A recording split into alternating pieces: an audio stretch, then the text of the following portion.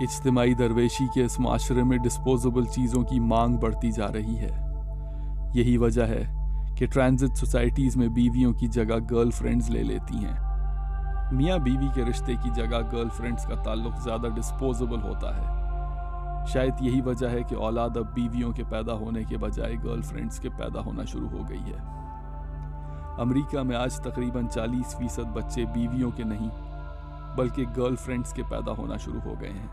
جی ہاں، 40%. جس انداز میں آج کے دور کی بڑی کارپوریشنز اپنے پرماننٹ امپلائیز سے ذمہ داریاں چھین کر ٹیمپرری کانٹریکٹرز کے حوالے کر دیتی ہیں، اسی انداز میں پوسٹ انڈسٹریل ایج اولاد پیدا کرنے کی ذمہ داری بھی مستقل قائم ہونے والے رشتوں سے چھین کر ان عارضی انسانی تعلقات کے حوالے کرتی جا رہی ہے جو محدود مدت کے لیے ہیں.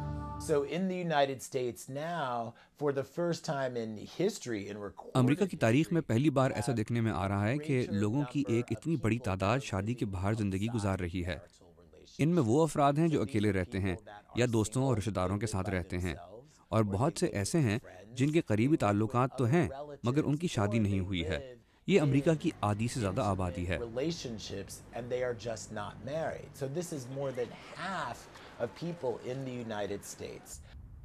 جیسے جیسے انڈسٹریلائزیشن اور پوسٹ انڈسٹریلائزیشن دنیا میں پھیلتے جا رہے ہیں، یہی رواج باقی دنیا میں بھی عام ہوتا جا رہا ہے. یورپین یونین کے اندر شادی سے باہر پیدا ہونے والی اولاد پچھلے 20 سالوں میں دگنی ہو چکی ہے اور اس میں مزید اضافہ ہوتا جا رہا ہے. مگر انڈسٹریل دور اور پوسٹ انڈسٹریل دور صرف امریکہ اور مغرب تک محدود نہیں. یہ دو ادوار لہروں کی طرح باری باری ساری دنیا پر سے گزرتے جا رہے ہیں. یہ جہاں جہاں جا رہے ہیں وہی معاشی مسائل لے کر جا رہے ہیں جنہوں نے مغرب میں اتنی بڑی مورل ریسٹرکچرنگ کی.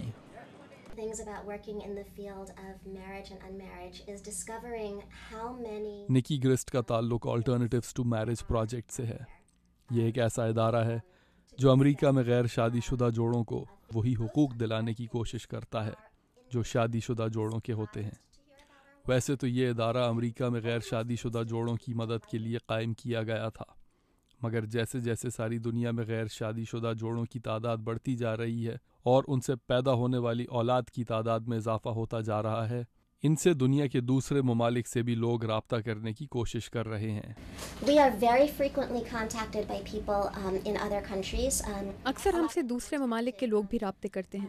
مجھے جس بات پر حیرت ہوتی ہے وہ یہ کہ ہمیں اکثر لوگ بھارت اور پاکستان سے بھی کانٹیکٹ کرتے ہیں. یہ وہ علاقے ہیں جہاں معاشی تبدیلیاں وہی رواج پیدا کر رہی ہیں جو امریکہ میں 50 سال پہلے ابھرنا شروع ہو گئے تھے.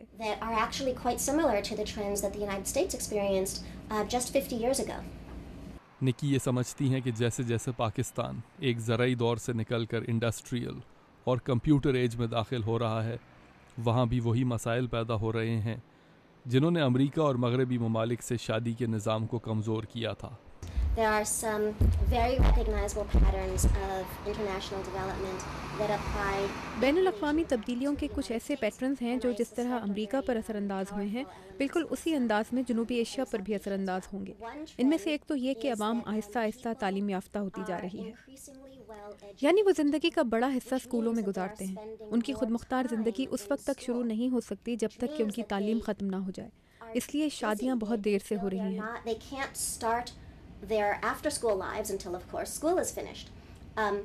So that delays marriage. اس کے ساتھ ساتھ ایک اور تبدیلی بھی آ رہی ہے. خواتین نے گھروں سے باہر ملازمتیں شروع کر دی ہیں. اس کے ساتھ ہی زندگی کے عام اخراجات میں اضافہ ہو رہا ہے، اور وہ بھی اس طرح کہ اگر آپ بچے پالنا چاہتے ہیں تو ضروری ہے کہ 2 لوگ کمانے والے ہوں.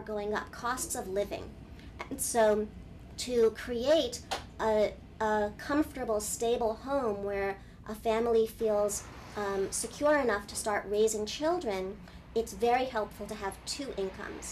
So we have women starting to earn incomes, and that means that they're starting to become independent as individuals.